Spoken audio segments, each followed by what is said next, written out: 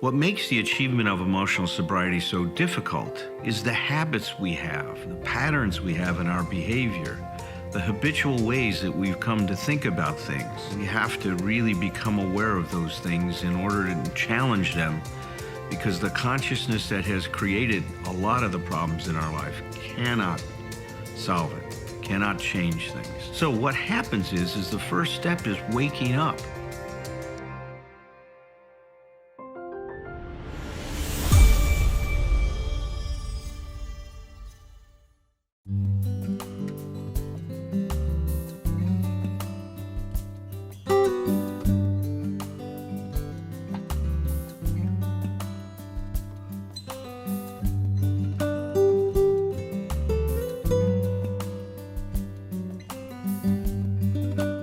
Tonight we continue our discussion about step 9, right? About making amends, right? To the people we've harmed, and except when to do so would injure them or others. And we started to introduce this idea of what are we actually making amends for when we make amends? What kind of harm have we done other people? And more specifically, we want to start to open up a whole discussion about, am I responsible for somebody else's feelings?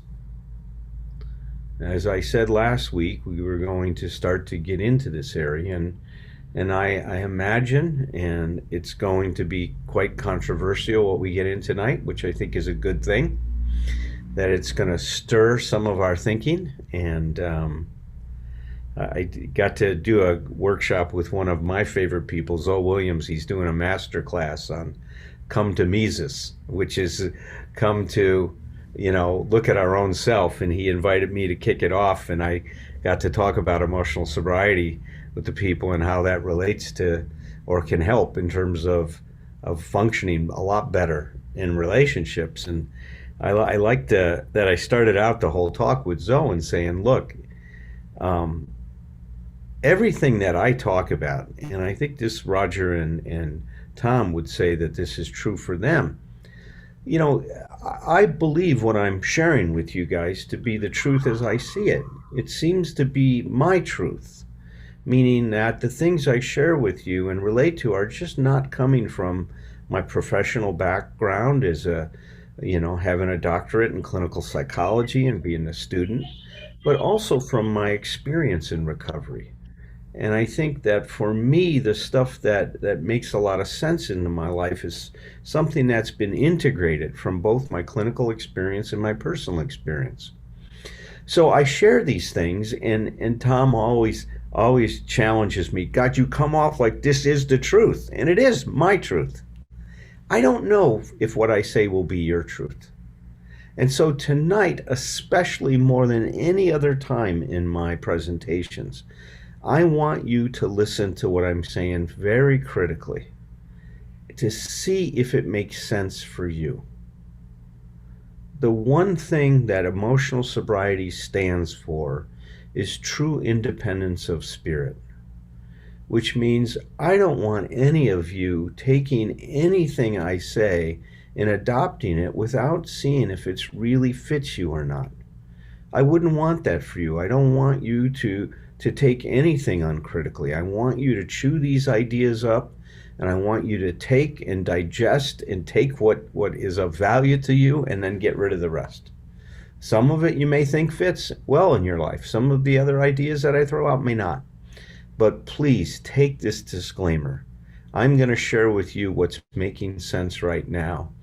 If, God willing, I'm here in 10 years and we're still doing this, I might sound very differently at that point in time and have a different set of ideas, because I'm evolving just like you're evolving. And as I evolve, things come to me and I see things differently.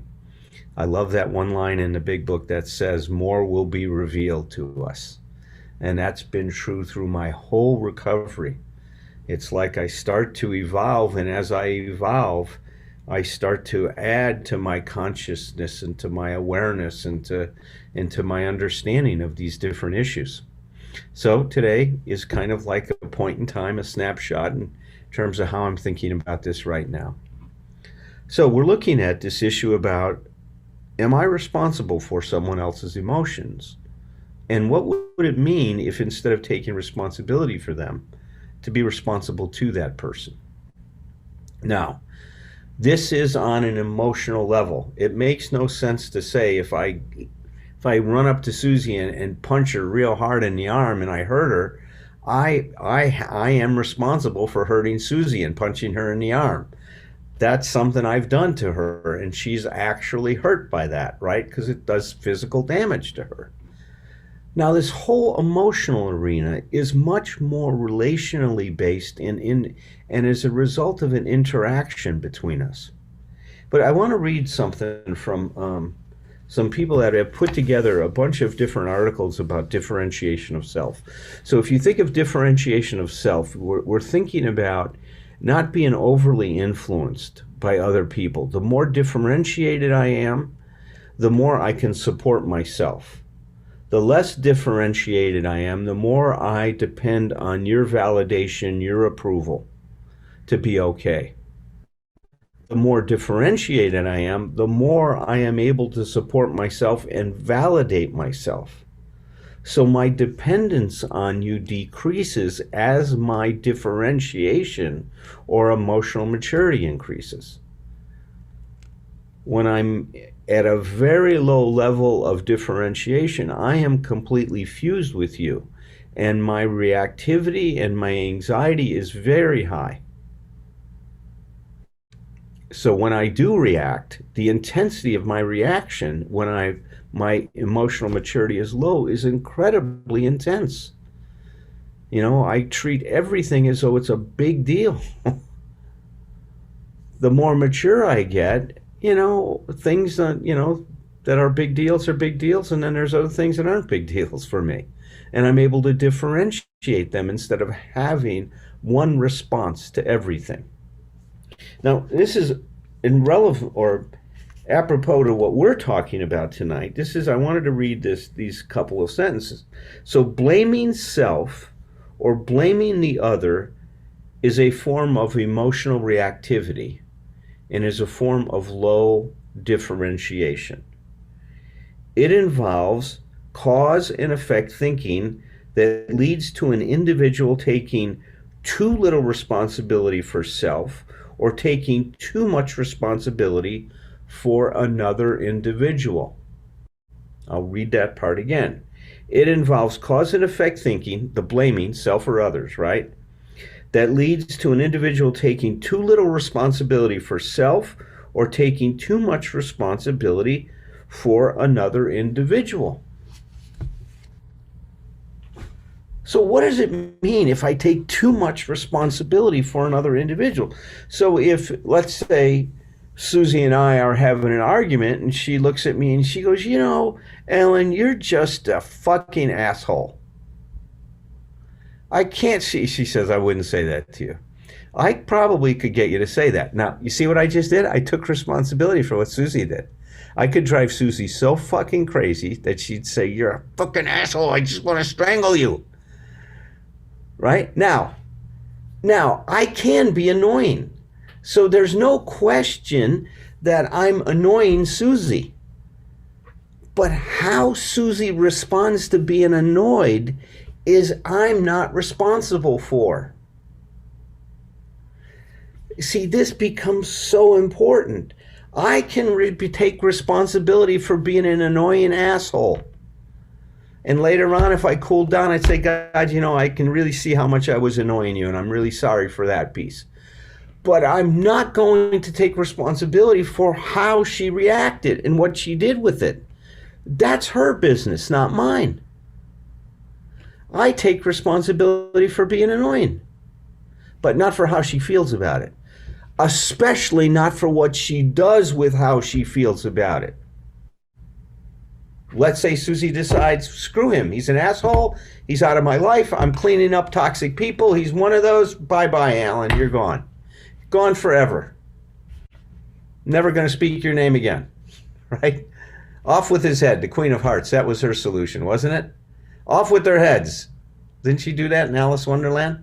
That was the cutoff, the emotional cutoff thing. That's how the Queen of Hearts dealt with things.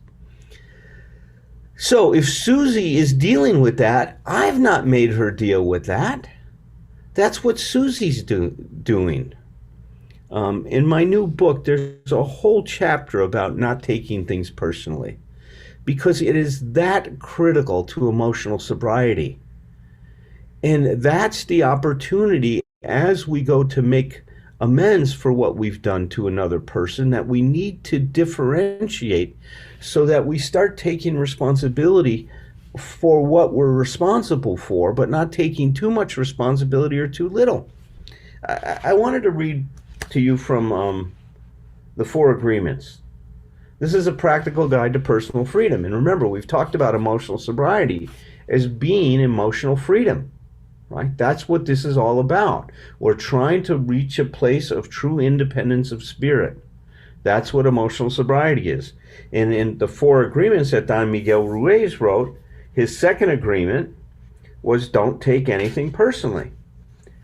And this is what he says. He goes, as he's talking about not taking things personally, he talks about, first of all, that this is caused by the fact that we make everything about us. So this is where our low differentiation fuses us to other people. As soon as I make what you're doing and take it personally, I am fused with you and I am not differentiated from you. I cannot see you. I can only see what I think you're showing me that you feel about me. Because once again, my low differentiation of self means that I'm looking to you for validation. I'm looking to you for approval. I'm looking to you for love. I'm looking for you to make me feel like I belong, that I'm okay. So when you react a certain way and my differentiation is low, what you're doing feels very personally. Now, I've got to say that the feelings we have when our differentiation is low are real feelings. We are taking it personally. We do feel like you're hurting my feelings. You've got me angry. You make me feel insecure. When we say those things, that is a true reflection of our feelings because that's where we're at emotionally. In this undifferentiated state, blaming self or others for what we're experiencing. It's the cause and effect thinking that we talked about a minute ago. Now listen to what Don Miguel Ruiz says. He goes, it's not important to me what you think about me, and I don't take what you think personally. I don't take it personally when people say, hey, Miguel, you are the best. And I also don't take it personally when they say, hey, Miguel, you are the worst. I know that when you are happy, you will tell me, Miguel, you are such an angel. But when you're mad at me, you will say, oh, Miguel, you are such a devil. You are so disgusting. How can you say those things? How can you act that way? Now, either way, it does not affect me because I know what I am. See, when he says I know what I am, he's talking about a solid self. He's talking about a well-differentiated self so that he is not being defined by what the other person is doing. He goes, I know what I am. I don't have the need to be accepted. I don't have the need to have someone tell me, Miguel, you're doing so good. I validate myself. That's not in the book. I'm adding that, by the way. He's validating himself is what he's doing. He says, I don't have the need to have someone tell me, Miguel, you're doing so good, or how dare you do that? No, I don't take it personally. Whatever you think, whatever you feel, I know is your problem, not my problem. I would phrase that to say whatever you think and feel tells me about you. It doesn't say anything about me. It tells me about you. It doesn't say anything about it. It's the way that you see the world. It's the way that you react to your experience. It's the way that you've learned to cope with your feelings. That isn't a reflection on me. It reflects who you are, not who I am. It is nothing personal because you are dealing with yourself, not with me. God, now please hear that. When somebody's reacting, it's not personal because they're dealing with themselves. They're not dealing with me. Others are going to have their own opinion according to their belief system, so nothing they think about me is really about me, but it's about them. You may even tell me, Miguel, what you're saying is hurting me. Now listen to this. Miguel, what you're saying is hurting me. But it is not what I am saying that is hurting you. It is that you have wounds that I touch by what I have said. You have wounds that I touch by what I've said. You are hurting yourself. There is no way that I can take that personally, nor can I take responsibility for what you're doing with what I said. You're doing that. I'm not doing that to you. Not because I don't believe in you or don't trust you, but because I know you see the world with different eyes with your eyes. You create an entire picture or movie in your mind, and in that picture, you are the director, you are the producer, you are the main actor or actress. Everyone is secondary actor or actress. It is your movie. The way you see that movie is according to the agreements that you have made with life. I would also say that the way you see that movie is according to the experiences that you've had with life and how you have processed them and dealt with them, and is also determined by your level of differentiation. Your point of view is something personal to you. It is no one's truth but yours. Then, if you get mad at me, I know you are dealing with yourself. I am the excuse for you to get mad. And you get mad because you are afraid, because you are dealing with fear. And if you are not afraid, there is no way you will get mad at me. If you are not afraid, there is no way you will hate me. If you're not afraid, there is no way you will feel sad or jealous.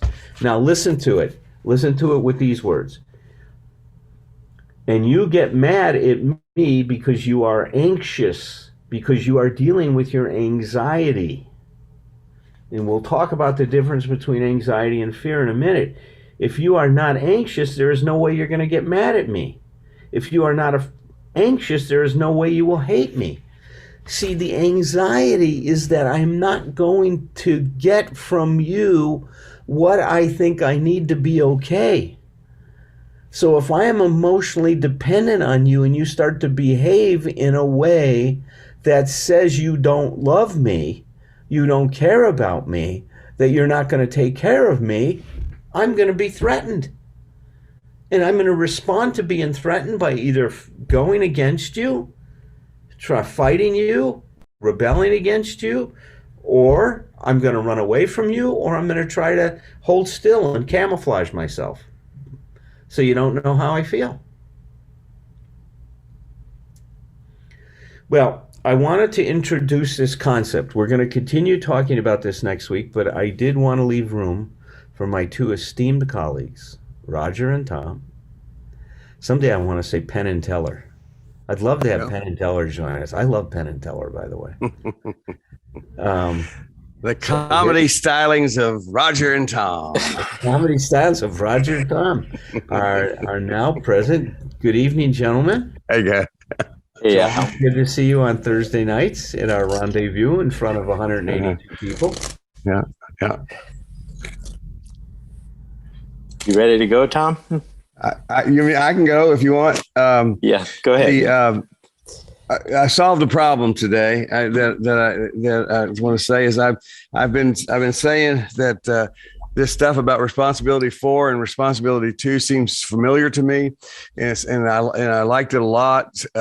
Familiar, and I was talking to a friend earlier, and she pointed out that there's a book here that says, in this subtitle, is responsibility for others or responsibility to others, and it's my fucking book. It sounded familiar because it was in my book, Earning Your Own Respect. And so no wonder I think you're a genius.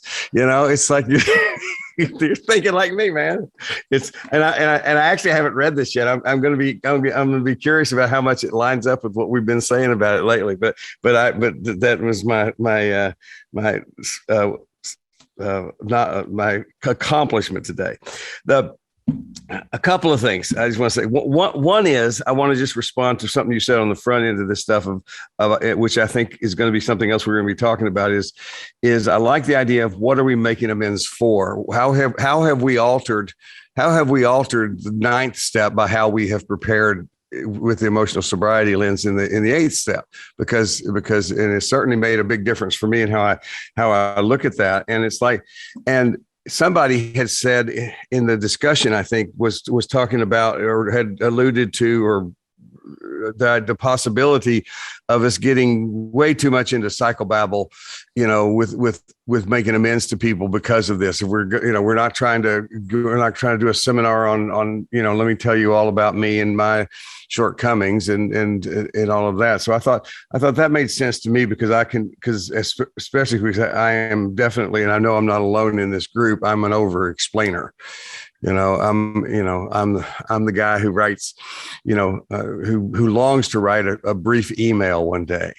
And you guys who know me and get emails from me, like, well, so far not so good. But when it comes to making amends, one of the things I have really believed in what I have accomplished and what I have set out to do in my life and has felt successful has been to really practice concision, really to be concise to the point with that. And so I just put down a couple of ideas about how I would frame what I'm making amends for in a bit of a different way.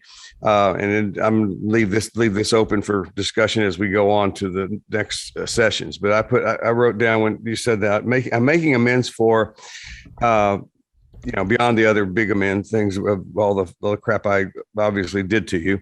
I'm making amends for my lack of directness, and the subsequent manipulation and dishonesty that comes from that. That basically it is, and this is what I'm going to be exploring in my head and talking about more as we go along. Probably is my lack of courage to be direct with people. That often I look at this and realize that has made me a less. I think a less attractive person to be in a relationship with because I am not representing myself directly. I am representing myself very indirectly and trying to get my needs met. Sometimes unconsciously, but also I have to say sometimes very consciously. I don't want to say some people may actually have a history where their whole manipulation thing may be quite an unconscious thing. It's like I own that I have been a conscious manipulator. I've taken pride in my ability to play people, and and what I realized, especially with the way we've gone through the eighth step and preparing for the ninth in this case, is how much that has I think caused harm or cause hurt for other people, or maybe that's not even the right language if we're talking about can we cause it or not. But it's like certainly that's been it's been an understandable response to be hurt by me because of that. So I'll say that. And then the other thing I want to say, it's a little apart from that, but it's like when you're reading from Miguel Ruiz's thing, it's like one of the things I thought about is a continuum from very defensive to proactive investigation of self is the way I'm thinking about it. And it's one of the mistakes I think people can make with the not taking it personally thing is they spend a lot of time on not taking it personally. And the more, so I wrote down this: how much time do you spend on not taking it personally? And how much time do you spend on investigating your own response or my own response to how someone is responding to me? It's like, even if they're saying they're, because truth is, if somebody's upset with me, and that's not a bad thing. I mean, I don't consider part of not taking it personally is I mean, you can be mad at me. Like too often we act like mad is horrible. It's like you can be mad at me. It tells me that you don't like something that has happened. and very often it may be that if Roger says something that I've done that pissed him off, it's like, and I feel a strong response, it very likely will have something in there that I do need to take a look at. That I need to find that part of me that agrees with him that there's something wrong with me in this particular arena. And so the idea is, I'm not taking it personally, like as in he did this to me, but actually move it to a place where he's offering me an opportunity to see myself in a clearer way, if that makes sense. So that seems like I was a little bit all over the map with those responses. No, listen, look, that's why we're going to spend a couple weeks on this, because look, this is we've talked before about being in a trance, right? And I think one of the trances that I'm aware that I was in is that I did blame self and others. That the world was very, very cause and effect for me, is the way I looked at it. And so for me, with that mentality, I did experience things like, you hurt me, you made me feel insecure. That was my reality. As I'm starting to get a little bit of emotional sobriety in my life, I can start to differentiate and see that anxiety that came up in insecurity in me was not created by the other person. It may have been elicited by what the experience I was having with them, but it always goes to some relationship with myself or my expectations about that relationship that aren't being met. Right. So it's like I call it, somebody bumps into a sore spot kind of thing. It's sort of like you may just pat me on the shoulder because you're my friend, but I have a bad shoulder from a previous experiences. And so every time you do that, I scream. Yeah, that's right. And look, and bumping into each other is what this is about. And that's why we have said bumping into each other is, and when these things happen, it's not cause to say, forget this relationship is bad. See, it's like, let's stop the judgment and let's just start the examination, as you just said. Exactly. So there's a nutshell. Let's stop the judgment and start the investigation. Got it. Now, I just want to say this real quickly. It's like, because it came up earlier today. I was telling the story of yours and my co-led keynote speech in which we argued for the last 45 minutes of it, and we just argued, and it was the last speech. It was the last presentation of the whole conference, and I won't go into all that. It was I've learned a lot about myself since then too, and I can say maybe we'll talk about that on the podcast sometime. It's like, but what the coolest thing about me telling that story was what I said to that person, and it was about our relationship, Alan. And I just want to say this out loud. It's like, in front of people. It's like, the weirdest thing about it was, for me, and this is a very different thing that I could have ever imagined experiencing in my life previous to that it never occurred to me. I didn't even think about it until I was in the airport getting on the airplane. Never occurred to me that you, at the end of that, because we finished that, we were right in the middle of the argument. We had to stop, and we had no time to talk to each other, to debrief. We were finishing up the conference. It's like, it never occurred to me that you and I, there was anything amiss between you and I. And never, not once. And I'd after a while, I thought, that was if there's no other gift in that was the gift of absolute trust. Yeah. So anyway, I just need to say that I love you. And that was, look, thank you. But that's the exercise in it, is that emotional sobriety is about staying connected when there's trouble, and not getting alienated or estranged from the person that you're having the tension with or struggle with. Yeah. I didn't even know. I did. None of that was done consciously. I just experienced it that way. It was a really turning point in my life. Yeah. That's cool. Yep. Tense, but cool. I was right, by the way. Anyway. But Alan won't take that personally. I won't take it. So, everybody has their illusions. Everybody has their illusions. We're filled with illusions. Some of us are still in a trance, and some of us haven't come out of it yet. But there's hope for everybody. I was just going to express, Alan, how much I appreciated the humility that you opened tonight's presentation with. And that just totally went out the window, dude. No, I still have some room to grow here. But that's the cool part. Our arrogance and humility coexist, right? That's right. They do. Now you're rolling your eyes there, or rolling your head, or something, Roger. What is that? That was his arrogance and humility at the same time. Was all wrapped up in one response, Tom. So I do want to say I very much appreciated the humility that you demonstrated in opening up and encouraging people to honor our own truth, each of us, everybody who's attending tonight, to honor your own truth, and to obviously, we hope that you'll have some openness to ideas that Alan talks about, that Tom or I talk about. But openness is different than, taking those ideas as being your truth, right? That's what requires the chewing on these ideas, the digesting them. And just as Alan said, 10 years from now, he might see some of these things very differently.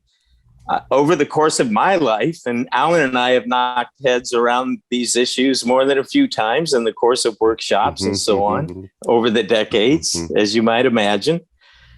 But I do want to acknowledge that the older I get, and the more I try to zero in on whatever the heck this, this thing called reality is,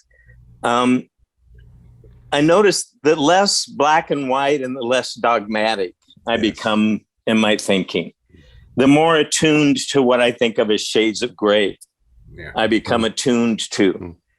Because I used to be very black and white and used to have a lot of intellectual arrogance, still have a fair amount. But I used to be really dogmatic in my 20s and 30s, my way or the highway, this is the truth, screw you if you're not buying it. And my life experience has just shown me that was an expression of my ignorance more than anything else, right? And my lack of experience in life. So that's one thing I want to share, because I can't tell you how much value I think there is in these ideas about what happens when we take too much responsibility for what somebody else is experiencing and how they're responding to their own emotional reactions. I remember a couple that Alan and I worked with years ago that were really lost in conflict with each other. One of them couldn't do anything without the other one of them taking it personally. Yeah. The woman in the relationship felt like the guy just never let her know how much he cared about her. He was so quiet and so inexpressive. And I can't remember exactly what his complaints were about her, but everything she did, he took extremely personally. And what Alan had them do is they were in the same room, right? But he had just the guy go back into his childhood and talk to his mom for about 15 or 20 minutes. And in the course of that, he began to talk with her about how he never felt like he could let her know what his feelings were, how he felt like he could never communicate with her, how he was punished or ignored if he did so. And at a certain point, he started to cry. And by the end of the work, he was crying quite deeply.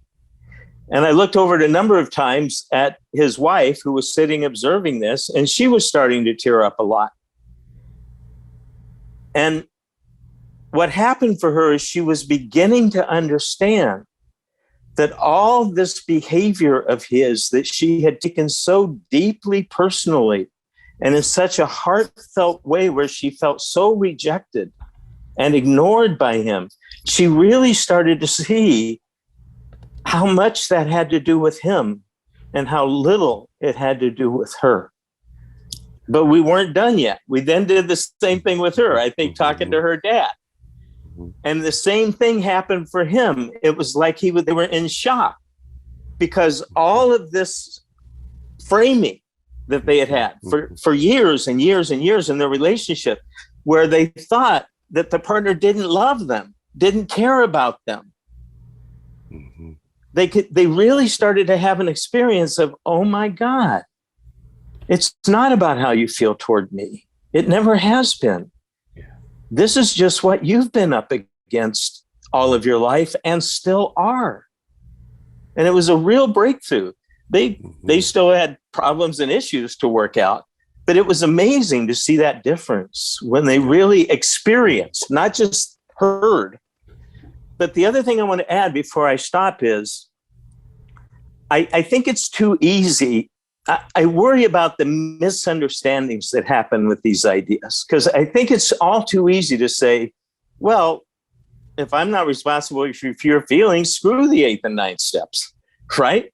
I got nothing to make amends for you for. I'm not responsible for your feelings, right? So I don't need to do any of this stuff. I can treat you any way I want. I can say anything I want to you. And I know some of this can be heard in that way.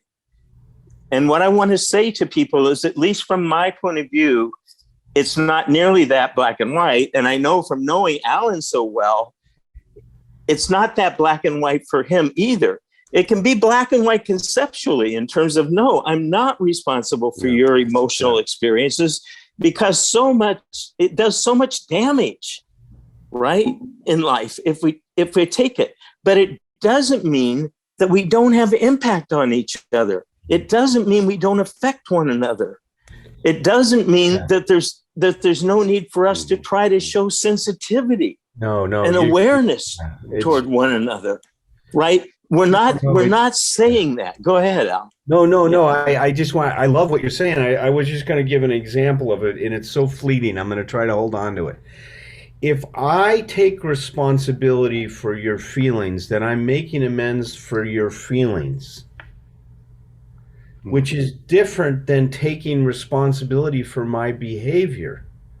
You see, when I this is where this differentiation in this step becomes so important, because when I go to make amends for the person, I'm not doing that to get them to say you're forgiven.